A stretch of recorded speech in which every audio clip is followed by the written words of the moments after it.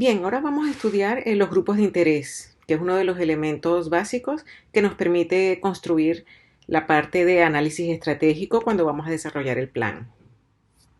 Vamos a hacer un pequeño resumen de lo que vamos a estudiar dentro de lo que son los grupos de interés. Primero vamos a entender cuál es la definición de los grupos de interés o stakeholders.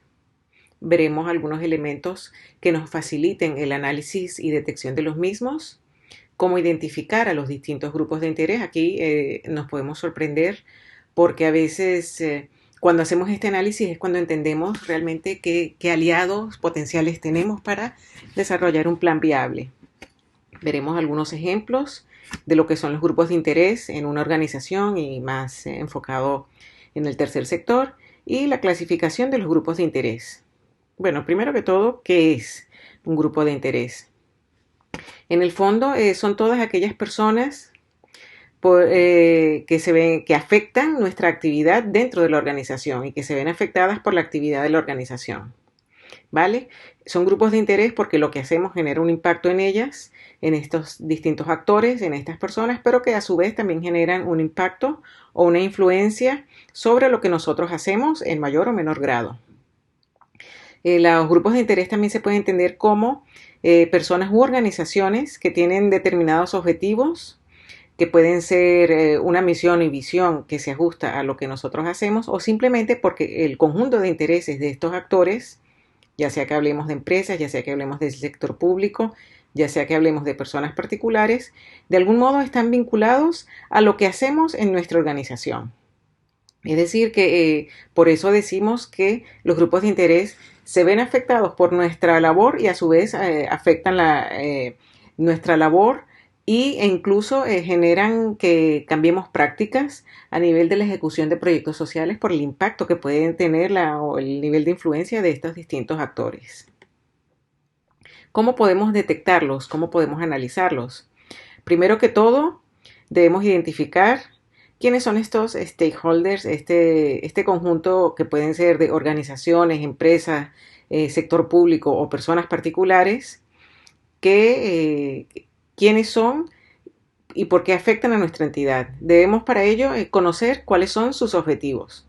Obviamente estos objetivos pueden cubrir un amplio abanico de posibilidades, porque estamos hablando que cuando detectamos grupos de interés nos dirigimos a determinados sectores de la economía y la sociedad. Podemos hablar de empresas, podemos hablar del sector filantrópico, del sector de la donación, de los beneficiarios o beneficiarias que tienen un impacto en base a los proyectos que realizamos, o el sector público.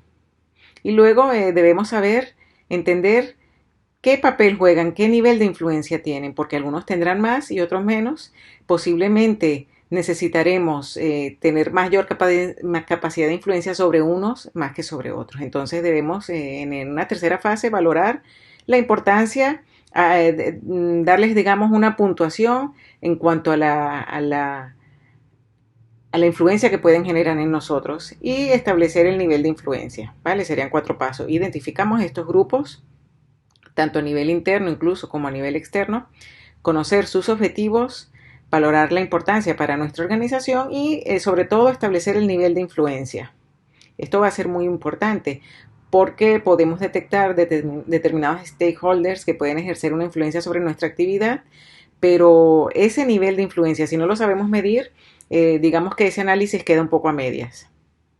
¿Qué nos permite entender cuáles son estos stakeholders? Nos permiten tener información para diseñar servicios, para diseñar proyectos de calidad que satisfagan las expectativas y objetivos. Bueno, aquí hablamos de dos cosas de forma simultánea. Por un lado está que nuestra misión y visión consiste en ofrecer un servicio o desarrollar proyectos de intervención social con causas solidarias por motivos sociales. O sea, estos son parte de nuestros grupos de interés y nos interesa entender cómo podemos satisfacer sus necesidades. Pero también si hablamos de otra serie de actores que influyen en nuestra actividad, como pueden ser nuestros potenciales financiadores, ya sea sector público, sector privado, sociedad civil, también nos interesa entender cuáles son sus objetivos en relación a mi entidad, en relación a mi misión y visión, y también cómo puedo satisfacer sus expectativas. Aquí, en determinado momento, estamos hablando claramente de temas de comunicación. Si hablamos de campañas de captación de fondos privados, debemos entender la motivación y las expectativas de ese target de potenciales donantes al que queremos llegar.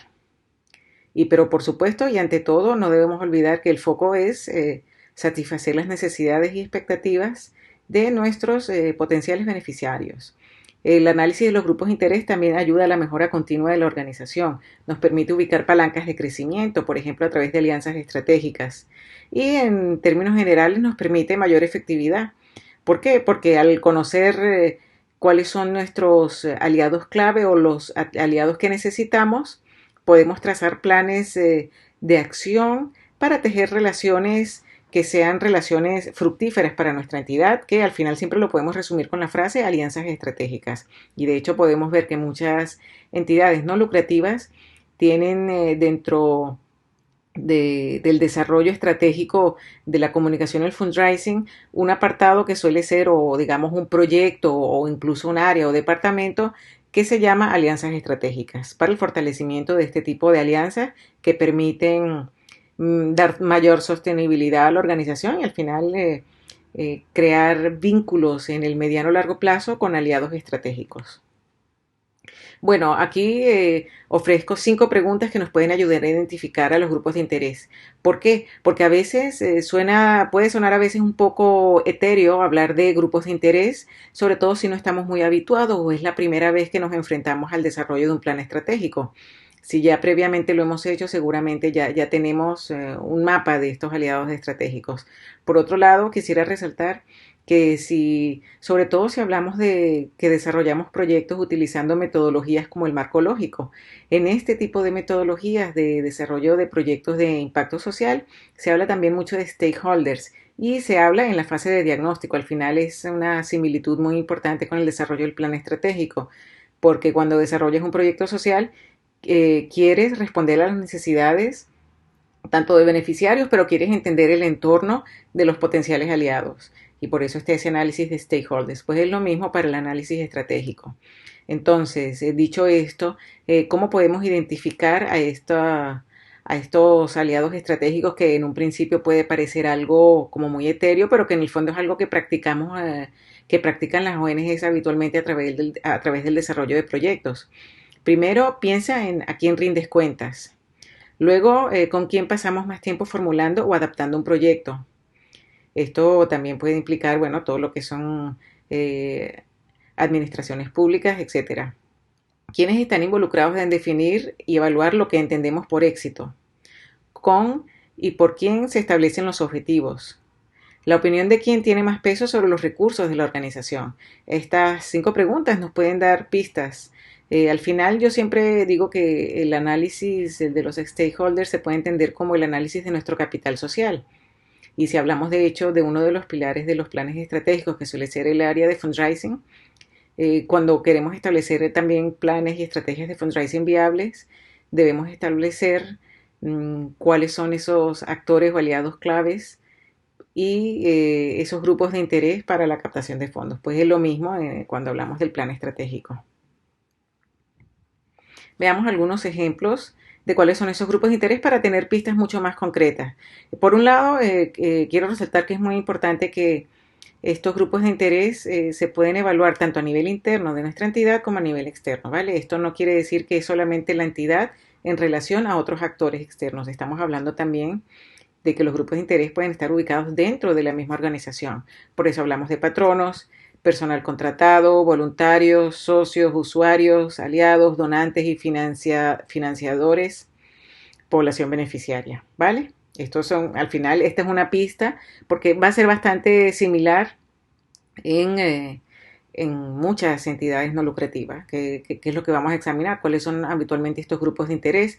Pues aquí también podría mencionar, por ejemplo, las empresas, el sector empresarial, ¿vale? Entonces, al final, también es verdad que cada entidad no lucrativa tendrá sus particularidades y puede que detecte unas alianzas estratégicas que son una ventaja competitiva o, bueno, que son parte de lo que la distingue de otras entidades, ¿no? Aquí también es un elemento importante para ubicar fortalezas y debilidades. ¿Cómo podemos clasificar estos grupos?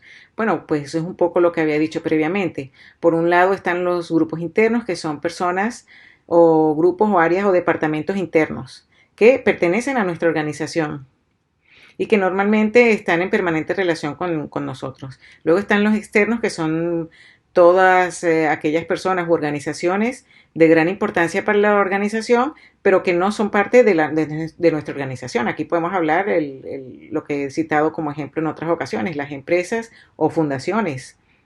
Luego están los grupos de interés primarios, que mantienen una relación formal con nosotros, y los grupos secundarios, que es a modo informal. Esto también es muy importante porque aquí podemos detectar qué tipo de alianzas estratégicas nos interesa que pasen a ser de relaciones informales a relaciones más formales.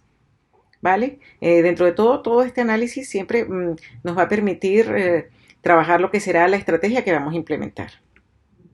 Ahora, según su importancia, pues nos podemos clasificar estos grupos de interés por poder de capacidad o influencia, legitimidad de los objetivos y urgencia e interés. Si hablamos de la capacidad o influencia que tienen sobre nuestra entidad, ¿a qué nos referimos? A determinados grupos que nos pueden inducir o persuadir en cuanto al tipo de proyectos que desarrollamos, por decirlo así. Fíjense, un ejemplo muy claro: cuando hablamos de subvenciones públicas, muchas veces tenemos que modificar de algún modo los objetivos para adaptar ese proyecto de intervención social a los requerimientos de la entidad financiadora, ¿no? Esto quiere decir que entonces estos actores públicos tienen un poder de capacidad de influencia muy grande.